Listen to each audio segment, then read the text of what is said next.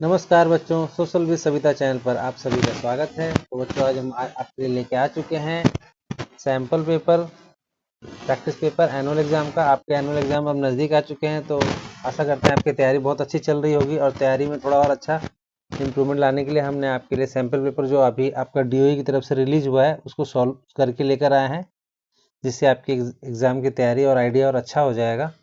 तो चलिए शुरू करते हैं। और हमने ये बताना तो भूल ही गए कि आपका ये क्लास 6 का है सामाजिक विज्ञान का क्वेश्चन पेपर, सैम्पल पेपर है जो हम इसको सॉल्व करेंगे आज। अगर चैनल पर नए हैं तो चैनल को सब्सक्राइब करें, वीडियो को लाइक करें और अपने दोस्तों में शेयर करना ना भूलें। ठीक है बच्चों, तो ये देखिए सैम्पल पेपर है, तो आपके एग्जाम में ऐसे ही आएगा, जिसमें आपको टाइम मिलेगा 2 घंटे 30 मिनट। ठीक है, और 60 मार्क्स के आपके क्वेश्चन होंगे और ये इसके इंस्ट्रक्शंस हैं। ठीक है, तो चलिए हम शुरू करते हैं। इसमें कुछ क्वेश्चंस को हमने इसी क्वेश्चन पेपर पे ही सॉल्व कर दिया और बाकी जो क्वेश्चन जो सॉल्व नहीं हो पाए उसके लिए हमने अलग से इसी में पेज ऐड कर दिया है, तो उसमें भी आपको सॉल्यूशन उसका मिल जाएगा। तो चलिए इसी अब ज़्यादा टाइम ना लगाते हुए शुरू करते हैं। तो खंड क में बहुविकल्पीय प्रश्न है, इस तरह से प्रश्न आएंगे। प्रश्न नंबर 1 है, गैर आर्थिक गतिविधियों से प्राप्त नहीं होता है। तो आपके इसमें 4 ऑप्शन दिए, ए बी सी डी। इसका आंसर हो जाएगा डी, संपत्ति। ठीक है, उसी तरह से अब चलते हैं हम क्वेश्चन नंबर 2 पर। मोनिका बैंक में कार्यरत है, बताइए वह अर्थव्यवस्था के किस क्षेत्र में कार्यरत है। प्राथमिक क्षेत्र, द्वितीय क्षेत्र, कृषि क्षेत्र और तृतीय क्षेत्र। तो इसका भी ऑप्शन हो जाएगा डी। ठीक है बच्चों, अब चलते हैं नेक्स्ट क्वेश्चन पे। क्वेश्चन नंबर 3,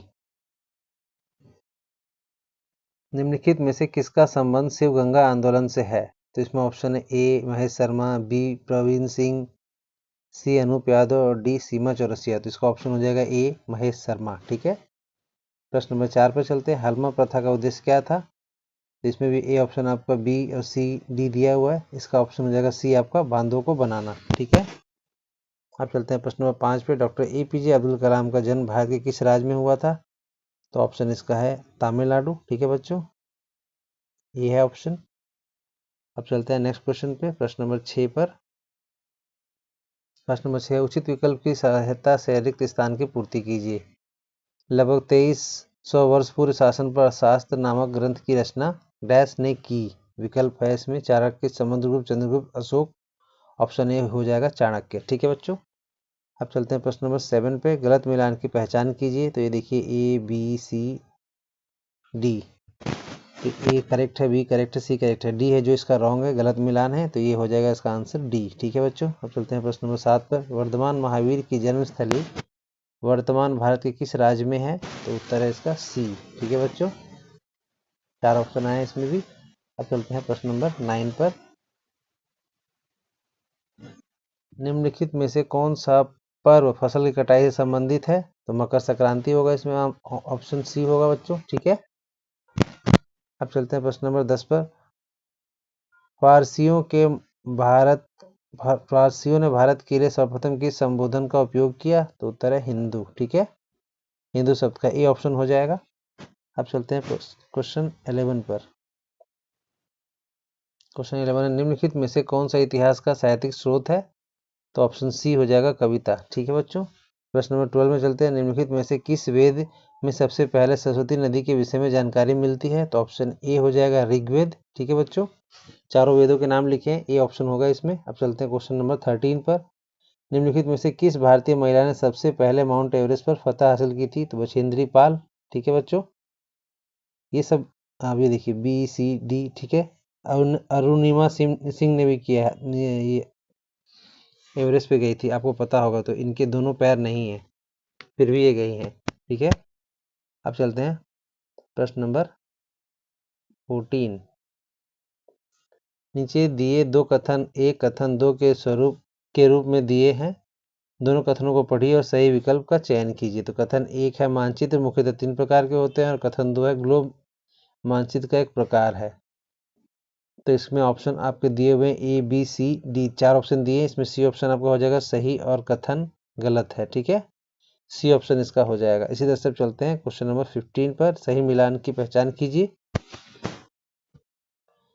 तो इसमें है विश्व का सबसे छोटा महासागर प्रशांत महासागर, विश्व का सबसे छोटा महासागर हिंद महासागर, विश्व का सबसे छोटा महासागर आर्कटिक महासागर, और डी है विश्व का सबसे छोटा महासागर दक्षिणी महासागर। तो इसका ऑप्शन हो जाएगा सी। ठीक है, सी ऑप्शन हो जाएगा आपका। अब चलते हैं हम क्वेश्चन आंसर पे, प्रश्न नंबर 2 पर। तो ये है अब इन सबके सॉल्यूशन हमने आपके लिए किया हुआ है। तो अब चलते हैं हम सॉल्यूशन पे। अब ये है आपका प्रश्न नंबर 2। पहले प्रश्न नंबर 2 को पढ़ लेते हैं। क्वेश्चन वहाँ भी आपके लिए लिखा हुआ है, लेकिन पहले एक बार हम यहाँ इसको रीड कर लेते हैं। प्रश्न नंबर 2 है, प्रतिनिधि आधारित लोकतंत्र की परिभाषा परिभाषित कीजिए। ठीक है, तब हम चलते हैं इसके आंसर पर। तो ये है आपका बच्चों प्रश्न नंबर 2, प्रतिनिधि आधारित लोकतंत्र को परिभाषित कीजिए। तो उत्तर है, प्रतिनिधि आधारित लोकतंत्र वह है जिसमें जनता सीधे शासन नहीं करती बल्कि अपने प्रतिनिधियों को चुनकर शासन चलाती है। ठीक है, अब हम चलते हैं प्रश्न नंबर 3 पर।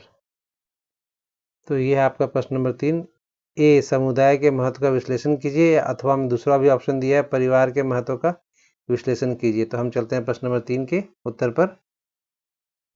तो ये है बच्चों आपका प्रश्न नंबर 3, समुदाय के महत्व का विश्लेषण कीजिए। तो उत्तर है, समुदाय से हमें सहयोग, सुरक्षा, अपनी पहचान और संसाधनों का साझा उपयोग मिलता है। ठीक है, उसी तरह से दूसरा क्वेश्चन है इसका अथवा में, बी है, परिवार के महत्व का विश्लेषण कीजिए। तो उत्तर है इसका, परिवार से हमें स्नेह, सुरक्षा, सामाजिक और नैतिक शिक्षा, जीवन में सहारा मिलता है। ठीक है बच्चों, अब चलते हैं हम नेक्स्ट क्वेश्चन पे, क्वेश्चन नंबर 4 पर।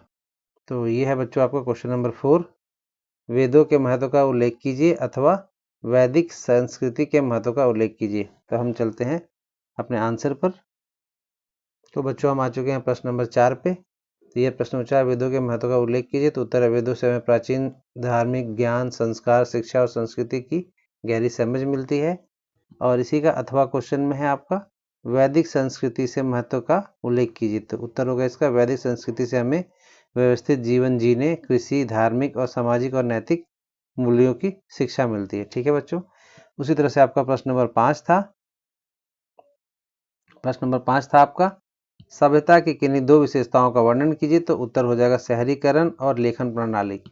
शहरीकरण में क्या होगा, लोग शहरों में योजनाबद्ध मकानों में रहते हैं। और लेखन प्रणाली में क्या होगा, हिसाब किताब और विचारों के लिए लिखित भाषा लिपि का उपयोग होता है। ठीक है, इस तरह से आपके प्रश्न नंबर 5 कंप्लीट होते हैं। अब चलते हैं हम नेक्स्ट खंड में, खंड ग में, लघु उत्तरीय प्रश्न में, प्रश्न नंबर 6 की तरफ। तो हम अब आ चुके हैं बच्चों प्रश्न नंबर 6 पर। प्रश्न नंबर 6 पूछ रहा है आपका, भारत की समृद्ध विविधता की व्याख्या उदाहरण सहित कीजिए। और इसी का बी पार्ट है आपका, भारत की वस्त्र परंपरा विविधता को किस प्रकार समृद्ध करती है, उदाहरण सहित व्याख्या कीजिए। तो ये प्रश्न नंबर 6 के दोनों क्वेश्चन। अब हम चलते हैं इसके आंसर पर। तो बच्चों हम आ चुके हैं प्रश्न नंबर 6 के आंसर पर। प्रश्न नंबर 6 है, ए क्वेश्चन पूछा था इसमें, भारत की समृद्ध विविधता की व्याख्या उदाहरण सहित कीजिए। तो उत्तर है इसका, भारत की समृद्ध विविधता का अर्थ है भाषा, धर्म, संस्कृति और खान पान में विभिन्नता। उदाहरण, उत्तर भारत में लोग हिंदी बोलते हैं जबकि दक्षिण भारत में तमिल और तेलुगु भाषाएं प्रचलित हैं। ठीक है, इसी तरह से हम चलते हैं अथवा पे इसके, अथवा में बी क्वेश्चन पे इसके, भारत की वस्त्र परंपरा विविधता को किस प्रकार समृद्ध करती है। तो उदाहरण सहित व्याख्या कीजिए। तो उत्तर इसका बच्चों, भारत की वस्त्र परंपरा क्षेत्र, धर्म और संस्कृति के अनुसार भिन्न भिन्न वस्त्रों के माध्यम से विविधता को समृद्ध करती है। मतलब किसी राज्य में धोती कुर्ता पहनते हैं तो कहीं पर हम वो पहनते हैं, पैजामा कुर्ता पहनते हैं, कहीं पगड़ी लगाते हैं, कहीं टोपी पहनते हैं। इस तरह से अलग अलग है। देखिए इसमें उदाहरण में भी है, राजस्थान में रंग बिरंगे धोती और घाघरा पहनते हैं जबकि पंजाब में सलवार कुर्ता और पगड़ी प्रचलित है। ठीक है बच्चों, तो हम चलते हैं नेक्स्ट क्वेश्चन पर, क्वेश्चन नंबर 7। इसी तरह से नेक्स्ट खंड में भी हम पहुंच जाएंगे। तो ये आ चुका है आपका प्रश्न नंबर 7, प्रारंभिक मानव की जीवन शैली की व्याख्या कीजिए। और दूसरा क्वेश्चन है इसमें बी, इतिहास के अध्ययन के लिए आवश्यक किन्हीं 3 कलात्मक स्रोतों की व्याख्या कीजिए। तब हम चलते हैं प्रश्न नंबर 7 के उत्तर पर। ठीक है, तो ये है बच्चों आपका प्रश्न नंबर 7, प्रारंभिक मानव की जीवन शैली की व्याख्या कीजिए। तो उत्तर हो जाएगा, प्रारंभिक मानव शिकार और संग्रह करके जीवित रहता था। वह भोजन की तलाश में एक जगह से दूसरी जगह घूमता रहता था और पत्थर के औजारों द्वारा गुफाओं का उपयोग करता था, औजारों तथा गुफाओं का उपयोग करता था। ठीक है बच्चों, अब चलते हैं इसके दूसरे क्वेश्चन में, बी, इतिहास के अध्ययन के लिए आवश्यक किन्हीं 3 कलात्मक स्रोतों की व्याख्या कीजिए। तो उत्तर होगा इसका, इतिहास के अध्ययन के लिए 3 कलात्मक स्रोत। तो ये 3 कौन कौन से थे, तो ये है आपके तीनों के आंसर। तीनों, मूर्ति था, चित्रकला था और आभूषण था। तो मूर्ति में क्या होगा, प्राचीन समाज की धार्मिक और सांस्कृतिक गतिविधियों का ज्ञान देती हैं। चित्रकला जीवन शैली, परिधान, परिधान मतलब जो हमारे वेशभूषा है, पहनते हैं हम जो कपड़े, सामाजिक व्यवहार को दर्शाती हैं, और आभूषण उस समय की कला, धातु और आर्थिक स्थिति के बारे में जानकारी देते हैं कि हम किस तरह के धातु पहनते हैं। अगर सोने के पहनते तो हमारी आर्थिक स्थिति अच्छी थी, अगर हम किसी और चीज़ के लकड़ी के या पत्थरों के बना के पहनते तो हमारी आर्थिक स्थिति उतनी अच्छी नहीं थी, न उतनी हमारी समझ थी, ज्ञान था। ये उसकी तीनों की पहचान होती है। ठीक है बच्चों, तो हम नेक्स्ट चलते हैं क्वेश्चन नंबर 8 की तरफ। ये है आपका बच्चों क्वेश्चन नंबर 8। क्वेश्चन नंबर 8 है, ग्राम पंचायत के कार्यों की समीक्षा कीजिए अथवा ग्राम पंचायत की कार्यशैली में सुधार हेतु 5 सुझाव दीजिए। उसी तरह से आपका है क्वेश्चन नंबर 9, आर्थिक क्षेत्रों में आर्थिक गतिविधियों का वर्गीकरण किस प्रकार किया जाता है, उदाहरण सहित वर्णन कीजिए। तो 8 और 9 क्वेश्चन को अभी हम सॉल्व करने जा रहे हैं। ठीक है, तो चलिए, तो ये हम आ चुके हैं बच्चों प्रश्न नंबर 8 पर। प्रश्न नंबर 8 है आपका, तो ये है बच्चों आपका क्वेश्चन नंबर 8, ग्राम पंचायत के कार्यों की समीक्षा कीजिए। तो उत्तर हो जाएगा, ग्राम पंचायत विकास और प्रशासन की स्थानीय संस्था है। इसके मुख्य कार्य हैं सामाजिक विकास, स्वास्थ्य, शिक्षा, स्वच्छता, पानी की आपूर्ति। दूसरा है आर्थिक विकास, सड़क, पुल, तालाब, सिंचाई और ग्रामीण उद्योग। और तीसरा है स्थानीय प्रशासन, भूमि रिकॉर्ड रखना, संपत्ति कर वसूलना, कानून व्यवस्था में सहायता। और चौथा है सामुदायिक विकास, सांस्कृतिक, धार्मिक और खेलकूद कार्यक्रमों का आयोजन। अब इस पर समीक्षा क्या है आपकी, ग्राम पंचायत ग्रामीण जनता की निकटतम प्रशासनिक संस्था है और स्थानीय विकास, लोकतंत्र, भागीदारी और सामाजिक न्याय सुनिश्चित करती है। ठीक है बच्चों, तो ये क्वेश्चन नंबर 8 का ए था। अब चलते हैं इसके बी पर, जो अथवा में आपको दिया हुआ था। बी है आपका, ग्राम पंचायत की कार्यशैली में सुधार हेतु सुझाव दीजिए। तो उत्तर है इसका, ग्राम पंचायत को बेहतर बनाने के लिए 5 छोटे सुझाव।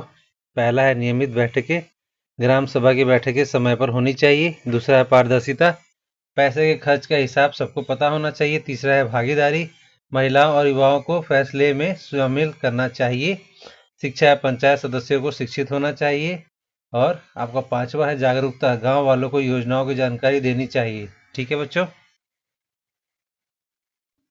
अब आगे हम आपके नेक्स्ट क्वेश्चन पे, प्रश्न नंबर 9 पर। प्रश्न नंबर 9 है आपका बच्चों, आर्थिक क्षेत्रकों में आर्थिक गतिविधियों का वर्गीकरण किस प्रकार किया जाता है, उदाहरण सहित वर्णन कीजिए। तो उत्तर हो जाएगा बच्चों इसका, आर्थिक गतिविधियों को मुख्य रूप से 3 क्षेत्रों में विभाजित किया गया है। प्राथमिक क्षेत्र, इसमें प्राकृतिक संसाधनों का सीधा उपयोग करके वस्तु का उत्पादन होता है, उदाहरण है कृषि, पशुपालन, मछली पालन। दूसरा है द्वितीय क्षेत्र, इसमें कच्चे माल को मशीनों द्वारा या श्रम द्वारा नई वस्तु में बदला जाता है, विनिर्माण इसको बोलेंगे, उदाहरण गन्ने की से चीनी बनाना, कपास से कपड़ा बनाना और भवन निर्माण। तीसरा है आपका तीसरा क्षेत्र, तृतीय क्षेत्र, यह क्षेत्र वस्तुओं का उत्पादन नहीं करता बल्कि सेवाएं प्रदान करता है, जैसे उदाहरण बैंकिंग, शिक्षा, परिवहन, चिकित्सा। ठीक है, अब चलते हैं इसके सारांश पर। तो ये है इसका सारांश, प्राथमिक प्राकृतिक संसाधन उत्पादन में आएगा, द्वितीय में आएगा उद्योग उत्पादन में परिवर्तन, तृतीय होगा सेवा उपयोग और सुविधा प्रदान करना। ठीक है बच्चों, अब हम चलेंगे क्वेश्चन नंबर 10 पर, जो कि आपका केस आधारित प्रश्न है, खंड हंगामे। ठीक है, प्रश्न नंबर 10 है बच्चों आपका, अनुच्छेद पर आधारित प्रश्न है, केस आधारित प्रश्न। देखिए इसमें अनुच्छेद को पढ़िए और दिए गए प्रश्नों के उत्तर दीजिए। तो इसमें देखिए पूरा अनुच्छेद पढ़ेंगे तो आपका भी समझ आएगा, हमारा भी समझ आएगा। तो इसमें देखिए हमने मार्किंग भी कर दिया, प्रश्न नंबर 1 का आंसर यहाँ से लेके यहाँ तक का आपका आंसर, प्रश्न नंबर 1 का, प्रश्न नंबर 2 का यहाँ से शुरू है और ये यहाँ तक खत्म है, और प्रश्न नंबर 3 का है यहाँ से यहाँ तक का है। इसको और डिटेल में हमने लिख दिया है। तो अब हम उसके आंसर पर चलते हैं। ये है आपके तीनों क्वेश्चन, 10.1, 10.2 और 10.3। ठीक है, तब हम चलते हैं इसके अनुच्छेद पर। इसी तरह से इसके प्रश्न नंबर 11 में भी देखिए ये है अनुच्छेद आधारित प्रश्न, इसमें भी दिया हुआ है। इसमें भी देखिए हमने तीनों क्वेश्चंस के इसके आंसर्स दे, एक का आंसर तो यहीं पर आ गया आपका ऋग्वेद वाला, बाकी ये तीनों के हमने दे दिए हैं डिटेल में। अब हम उसी क्वेश्चन आंसर पे जा रहे हैं, 10 और 11 दोनों का। ठीक है बच्चों, तो बच्चों हम आ चुके हैं प्रश्न नंबर 10 पे। प्रश्न नंबर 10 पूछा था, प्रवृत्ति विभाग की किसी एक विशेषता का खूनी उल्लेख कीजिए। खुली उल्लेख, सॉरी ये गलत हो गया है। प्रति भाग उबड़ खाबड़ और खड़े ढलानों के साथ उबड़ खाबड़ या नीचे होते हैं। ठीक है, प्रश्न नंबर 2 है, प्रत्येक लोगों की आय का महत्वपूर्ण साधन क्या है। तो इसका आंसर है आपका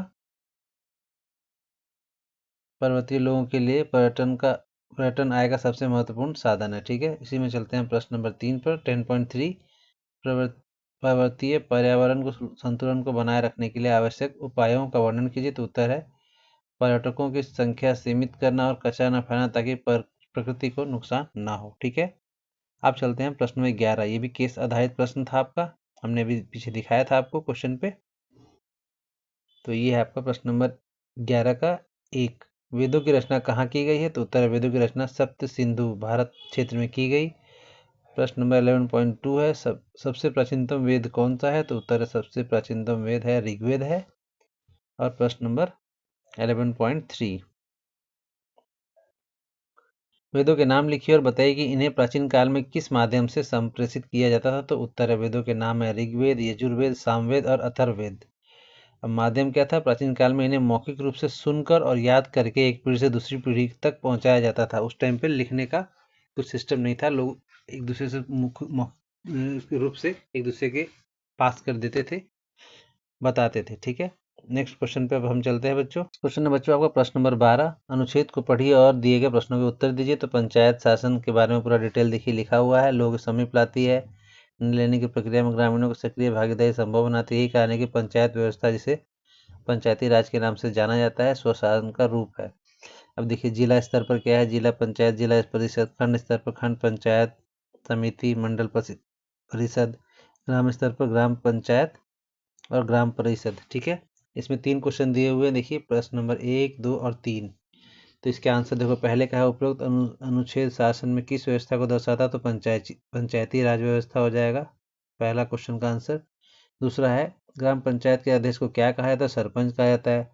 और थर्ड क्वेश्चन जो आपका है, इसको डिटेल में हमने लिखा है आंसर। तो अब हम चलते हैं उसी उत्तर पे 12.3 के आंसर पे। ठीक है बच्चों, तो ये है आपका 12.3। ग्राम स्तर पर इस व्यवस्था को किन्हीं 2 कार्यों का उल्लेख कीजिए। तो उत्तर है ग्राम स्तर का पर इस व्यवस्था के 2 कार्य हैं, स्थानीय विकास कार्य, गांव की साफ सफाई और पानी की व्यवस्था करना, और दूसरा है स्थानीय प्रशासन, भूमि रिकॉर्ड रखना, कर वसूलना, कानून व्यवस्था में सहायता करना। ठीक है, अब हम चलते हैं नेक्स्ट क्वेश्चन पे बच्चों। आपका प्रश्न नंबर 13। प्रश्न नंबर 13, अनुच्छेद को पढ़िए एवं दिए गए प्रश्नों के उत्तर दीजिए। तो ये भी अनुच्छेद आप इसको यहाँ से लेके यहाँ तक पढ़ेंगे। इसमें भी हमने आंसर आपके लिख दिए। क्वेश्चन नंबर 3 का आंसर है ये। इसमें भी 3 क्वेश्चन पूछे गए हैं, तीनों को हमने डिटेल में लिखा है। तो चलिए अब हम चलते हैं अपने उसके आंसर पे, क्वेश्चन नंबर 13 के आंसर पे। तो ये है बच्चों आपका प्रश्न नंबर 13 का आंसर। प्रश्न नंबर 13 का 1, आर्थिक गतिविधि किसे कहते हैं? तो उत्तर है वे काम जिन्हें लोगों का धन आय प्राप्त होता है, वे अपनी आजीविका चलाते हैं, उसे हम आर्थिक गतिविधि कहते हैं। प्रश्न नंबर 13 का 2, द्वितीय क्षेत्र में गतिविधि का एक उदाहरण दीजिए। तो द्वितीय क्षेत्र का उदाहरण है भवन निर्माण या कपड़ा बनाना, हमने पिछले क्वेश्चन में भी देखा था। प्रश्न नंबर 13.3, द्वितीय क्षेत्र की गतिविधियों को बीमार उद्योग क्यों कहते हैं? तो उत्तर है इसमें क्योंकि इसमें प्राथमिक क्षेत्र से प्राप्त कच्ची सामग्री को मशीनों द्वारा और नई और उपयोगी वस्तुएं बदला जाता है। रूपांतरित मतलब एक सामान से, मान लीजिए कपड़े का हमने धागा लिया तो उससे हमने कपड़ा बनाया, कपास से कपड़े बनाए। ठीक है बच्चों, अब चलते हैं नेक्स्ट क्वेश्चन पर हम आपके। तो नेक्स्ट क्वेश्चन है बच्चों आपका प्रश्न नंबर 14। क्वेश्चन नंबर 14, भारत के राजनीतिक रेखा मानचित्र पर निम्नलिखित में से किन्हीं 5 स्थानों की पहचान कर उनके नाम लिखिए। तो देखिए लोथल आपका पड़ता है गुजरात में, राखी गढ़ी पड़ता है आपका हरियाणा में, मगध है आपका पड़ता है बिहार में, उस तरह से काशी पड़ता है उत्तर प्रदेश में, मुंबई पड़ता है महाराष्ट्र में, और चेन्नई हो गया आपका तमिलनाडु में। ठीक है, अब हम इसको मैप पर भी देख लेते हैं कि मैप में ये कहाँ कहाँ पर हैं। ठीक है बच्चों, तो चलिए हम इसको मैप पर भी देख। तो बच्चों ये देखिए हम आ गए आपके मैप पर आ गए।